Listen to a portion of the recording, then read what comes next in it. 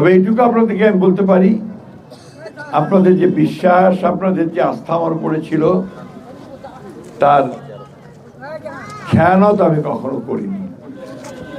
আমি নিজে কখনো কোনো রকম দুর্নীতির মধ্যে যাইনি।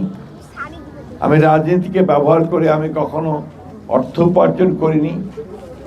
আমার স্ত্রী, আমার সন্তানেরা তারা অত্যন্ত কষ্ট করে লেখাপড়া করেছে, তারা সংসার করেছে, এবং সেইভাবেই আমি রাজনীতি করার চেষ্টা করেছি। এখনো সেই একইভাবে আমার রাজনীতি করি।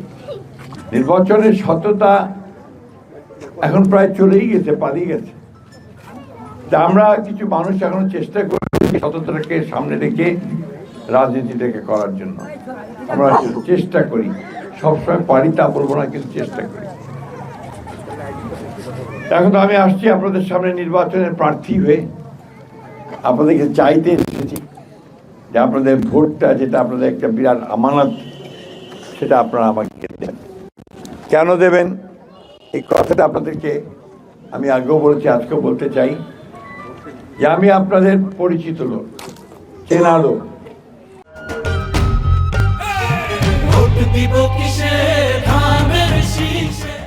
1991 সাল থেকে আমি আপনাদের সঙ্গে কাজ করছি।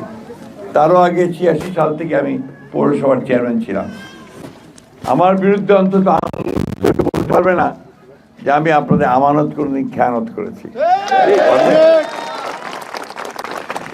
চেষ্টা করেছি কাজ করার জন্য, উন্নয়ন করার জন্য, যতটুকু পেরেছি করেছি, সবটা হয়তো পারিনি। কতগুলো মৌলিক কাজ আমি করার চেষ্টা করেছি, চাকরি দেওয়ার ব্যবস্থা করেছি।